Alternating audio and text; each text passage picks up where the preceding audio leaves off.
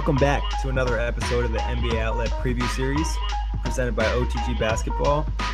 I'm your host, Diesing-Fay. With me, as always, Harris Wichard. What's up, Harris?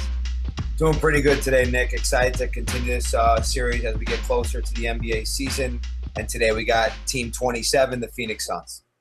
Yeah, so we're getting a little bit closer up the standings. We're still missing basketball. The Olympics just ended. So today we talk about the Suns and how they can get better this season. Yeah, and like I told you before, I wanted to mention the Kentucky Suns. They have now added another Kentucky Wildcat and Tyler Ulis in the draft, so that makes it 5 with Bledsoe, Booker, Goodwin, and Knight. So 5, and probably the most I've seen from one college on a team. So this is a young, guard-oriented team that's probably going to struggle in the West. Yeah, definitely. It's going to be an interesting season for the Suns. They're probably not going to be very good, so it gets me to my point. Do you agree with this ranking by our writers? Do you think the Suns are the 27th team in the NBA? Yeah, right around this area. I mean, on nights they might look like the 20th, 18th, 16th best team in the league, and at nights they might look like the 30th, the worst team in the league. So it's not like if I'm a Suns fan I could really complain about this. This is a team going through a tremendous transitional period, and last year won what? We're looking at 23 games. So, and again, 14 wins at home, 9 on the road. This is a very young and experienced group for the most part. You got a couple veterans sprinkled in with Barbosa coming on board from the Warriors. And who was the other acquisition that you mentioned about? Oh, Dudley too, Jared Dudley. So, yeah, this is right where they should be. I don't think you could really complain much about this ranking. Yeah, I feel 27 is definitely fair for the Suns. They're not going to be much better than last season. They are a talented team. They have some talent. They just need to develop that talent. And, Bledsoe and Knight will probably make them look good on some nights and really compete, but health is going to be a concern for this team. So I definitely see them in the bottom 5 of the NBA. Yeah, no question. Like I said, young. I mean, outside of Dudley, 31, Barbosa, 33. Chandler has some age. I like PJ Tucker. I think he gives them good minutes at 31. He's a popular DraftKings pick. Yeah, they are just young. They got some guys in their mid-20s, some guys in their low 20s, 22, 20, 23, 21. They even have 19-year-old in Booker. So they have a very young squad with their coach, Earl Watson, who took over for Jeff Hornacek. So this is a team that in the Western Conference is going to struggle. It's pretty clear. But, I mean, I guess they're going in the right direction. They need some forwards here at some point. I mean, Chase Budinger is not really going to cut it. So they need to really strengthen the front court if they're going to have any chance moving forward. Yeah, talking about additions, we'll talk about their draft picks. Dragan Bender, Marquise Chris, Tyler Ulis. They did add the forward. You said that was a need, and they did add, Bender and Chris. So what do you like about the Suns draft picks? Well, Bender is long, lengthy, 7'1", 225. I mean, he's from what country? I know he didn't play in college, so he's a foreign guy that they took a risk on. So I haven't seen much of him. Like you said, they addressed their size issue. He's raw from what I've heard. Haven't heard a ton about him. They went with him as the 4th pick in the draft. So just a raw – what country, or no? I'm not sure. I know he's an international player for sure. Right, so fourth pick of the draft and 7'1", 225 should give him some size. I mean, that's been the common theme. I mean, everybody's looking to hit the jackpot with the guy that can stretch the floor, and in a Porzingis type player, probably a little stronger than Porzingis. But the jury's still out on Bender, obviously, as he hasn't played an NBA game, and he's 18 years old. Yeah, and a lot of talent, a lot of possible upside there. Like you said, it's always a risk drafting an international player. You don't know how it's going to turn out. I think Porzingis probably had an influence on this pick, but hopefully for the Suns, Bender turns out and they get that. European big that can really help them offensively. Right, so Dragan Bender, we're just going to check that real quick. Croatian professional basketball player. So just looking from here, I mean, he's got some serious length. She strokes the 3 a little bit. Very raw. This is going to take some time. Very similar probably to the Porzingis project. And it's going to be a more trendy pick the more Porzingises that come and are successful and are unicorn-type players, the more that these guys are going to get drafted. And that's what the Suns hope, that they hit the jackpot early in this draft. And the nice thing for the Suns is they have the time they can use to develop this player. There's no rush to make the playoffs. This roster is not competing for a championship. So good pick by the Suns, in my opinion. Yeah, I mean, the definitely worth the risk for the Suns, a team that really needs some front court players, and so they went with Bender. And then after that, Marquise Chris was the next pick. Yep. Oh, they So acquired him via trade with the Kings, in the draft. So, right, but it's pretty much their pick. right. So and they went with him, and then picked up Ulis in the second round. That the guard from Kentucky, who is as small as you could be in the NBA, 5'10", 150, and he's making close to $1 million. So, I mean, you look at Chris from Washington, 6'10", another power forward, young 19-year-old kid. He's got some high upside also. They're excited about him, and they're obviously excited about Ulis, a guy that can push the ball. But a lot of the same players in the back row. We talked about the other day the family-oriented emoji for the Sixers. This is a very crowded backcourt also in Phoenix. Marquise Chris, again, 6'10", from Washington, and he was the first-round 8th pick by the Kings. So they got 2 picks in the top 8. Very rare to see in today's draft and format. So they have some potential coming in the front court. I talked about them needing to address that earlier in the show, and you have an 18 and 19-year-old that you're relying on that are probably going to have to play some minutes this year for them. Yeah, they definitely probably get to see some minutes, but I'm sure it'll help their development. Like I said, there's no rush for the Suns, to make the playoffs, so let the young guys play. Yeah, absolutely. And then we talked about Ulis as a guy that's just going to try to push those other Kentucky guys and make them better in practice.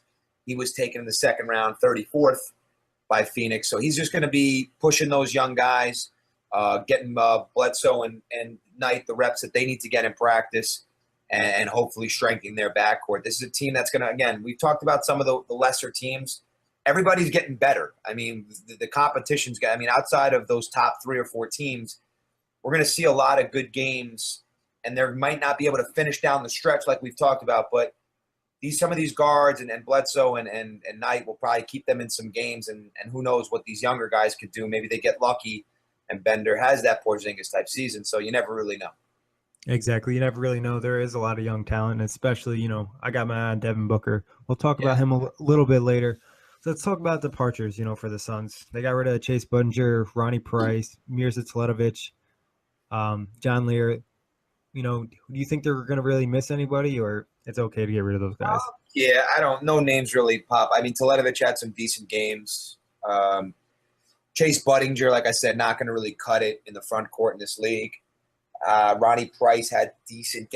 There's no name you look at here and said, "Oh, the Suns got better." They picked up 2 top 8 picks. Barbosa and Dudley are both veterans that are going to help the ball club and help these young guys develop.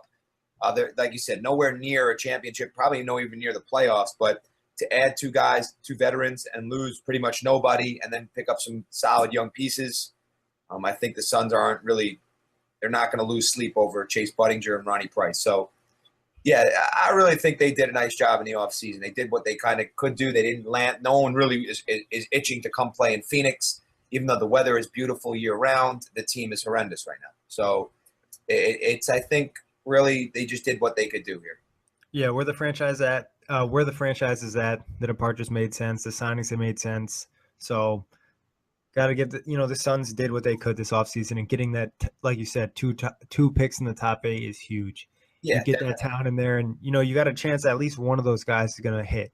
Yeah, and also with moving on from that Nash era, this is some team that struggled since then. I know they won like 48 games a couple years ago and barely missed the tough Western Conference playoffs. But for a team that had that stretch where they were, the most fun team to watch in the league, kind of like the mini Warriors now, moving on from that period of time has been difficult for them. Losing Amari to the Knicks in 2010, and then Nash like a year or 2 later. Ever since then, those 4 or 5 years have been pretty tough for Phoenix to kind of move forward from that time period.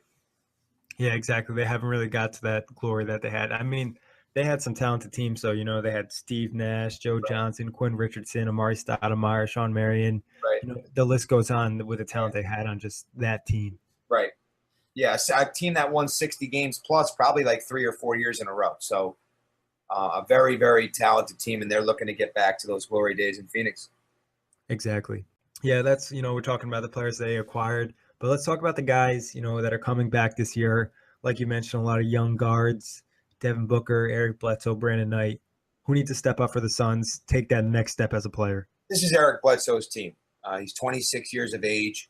He's shown flashes of being a very, very good player. Now, he only played in 31 games last year, and he averaged 20 a night, 6 assists, 4 rebounds, had some triple doubles, but he was injury prone. He was hurt. So, but this is his team. If he's healthy and he's ready to go, he goes where he takes them. They go where he takes them. So Bledsoe, to me, is the guy that has to take his game from maybe a 26-4 guy to a 22, 7 or 8 and 5 guy, and really try to push the envelope in developing these younger players. Yeah, no, Bledsoe's a great choice. Kind of expect him to really get at it. He's going to have some aggression, missing all those games with injury. So coming back, look for him to really take off. Brandon Knight, he kind of needs to step up. Ever since he's got traded to Phoenix, he really hasn't lived up to the hype. One guy I like to see, keep adding to his game. He had a great rookie season. That's Devin Booker. So I think Booker keeps adding to his game. He's going to probably force the Suns to maybe trade one of the other guards, and he's going to be a good player. Yeah, Booker, 76 games in his rookie year. That's a plus. That's a tremendous plus. Played 27 minutes a game, another tremendous plus. His splits were pretty solid, too. 42 from the field, 34 from 3, 84 from the line. Doesn't really rebound or pass that well, but he is what he is. He's a 6'6", 200-pound shooting guard that could guard a little bit and average 14 points a game and had some big, big games. He had a 34-point game towards the end of the year against Atlanta. So he's got potential to be a very solid NBA player, and he's only 19 years of age. So the future's bright at the two-guard position for the Suns. Exactly. And, some other guys on the roster, maybe the Suns might move at the trade deadline, like a Tyson Chandler, a PJ Tucker, 2 guys that might add value to a team competing in the playoffs. And maybe even Eric Bledsoe or Brandon Knight. There could be some trades in Phoenix this year to get some more picks and some more talent. Yeah, they're still in breakdown mode. I think there's so much still left to do and so many young players and young talents. And the NBA is flooded with the great talent right now. It really is. So it's hard, really hard to build a winner with young pieces because it just takes time. So there's still going to be a lot of moves to be made in Phoenix. Agreed. So with that said, do you think the Suns are going to be better or worse this season? I think around the same. I don't see them really making a leap to being a 30-win, 35-win team. I think they struggle again. But you see some significant improvement in some of their talent. But I think they're going to be moving pieces around. I think they're in the 25, 26, maybe slightly better, but still right around that same area down there, bottom of the West. Yeah, no, I'm going to agree with you on this. I think they'll be around the same. If anything, maybe I think they might be a little bit worse because, like you said, they probably will make a trade or two. Right. And they're going to let the young guys play. So it's hard to see the Suns being very good this year. Yep, definitely. So what's your final prediction for the Suns? I've been given win totals. I just touched on it a little bit before. And I'm going to go with – I'll give them one more win. I'm going to give them 24-58. And I think they're going to – early on, they're going to steal a couple. Those young guys come out fresh and excited. I think they have like a 5-5 start, something of that nature. And then it goes all downhill from there for the Phoenix Suns. So I'm going to say 24-58. Yeah, that's a fair prediction right there. I think they'll probably be bottom 5 in the league. They'll be competitive in some games. And like you said, they'll probably steal a few with the athletic team they have, especially with Bledsoe. But, at least they have the young talent going forward. All right, so, we talked about their win total. What do you think? Are you going to watch the Suns on League Pass? No. Like I said, we've touched on how we might tune in some young players, but unless this team is playing the Warriors, one of my favorite teams in the Knicks, or, there's just not many nights I'm going to want to really sit down and watch. I guess if you're a guard, you could watch some of these quick young players from Kentucky, but overall, no, I won't really be watching much of the Phoenix Suns. You might, flick on a game or two just for DraftKings or FanDuel. Right. I could see them having some interesting picks along those lines, but for just watching the Suns for just entertainment, I probably won't watch much. Maybe just check out Devin Booker here and there. Yeah, I know you're a big Booker guy, so in that regard, yes, you'll see Nick watching both times they play the Nets. And I think you'll probably, between DraftKings and Booker, you'll tune into about 15 Suns games this year. Yeah, I'll probably tune into some. I don't know if I'll watch it from end to end, though. Yeah, no, that's tough. I don't even think the Suns fans do that. Yeah. So it's tough, man. All right, so on to our next segment, the truth, bringing it back from last season. We picked the emoji for this team. You got any emojis for us, Harris? I'm looking through now. It's got to be something with I'm going to say it's got to be something with quick and explosive players and guards. So I'm going to go with that guy, the running guy. You see a little smoke thing behind him, and I think they're going to just try to run and gun and use their speed. So I would have to go with the little guy that's running because of their speed, and they're probably just going to try to beat everyone up and down the court. Yeah, young athletic team, Right. get out there, get some of these guys on the fast break, get some easy buckets, play some defense, create some turnovers. Entertaining for the fans, good for the young guys. Right. Don't think it'll work, but yeah, and anyway, they got an 18 and 19-year-old in the front court, like we talked about. And Chandler, despite what you say about Tyson Chandler, he actually runs the court though. Yeah, he does. Yeah, so you don't have any fat, slow players that are gonna hold this team back. You might see, I mean, they scored 100 points last year a game, 101, and they outscored like 5 teams in the West that won a lot more games. So this team could put up some points. Yeah, the thing is, are they going to be able to create the turnovers with their defense? No, they're going to get blown out almost every night, but they're going to score, and they're probably going to get outscored. They gave up the most points in the Western Conference last year at 107.5. I'm sorry, one team, the Kings gave up 109. So one team gave up more points than them. They're going to give up a lot of points, but they're going to score some. It's going to be fun to watch at nights. But this is fool's gold, and it is what it is. It is what it is. That's a perfect way to end the show. Thanks, everybody, for listening. Catch the next episode. All right, guys. Have a good night.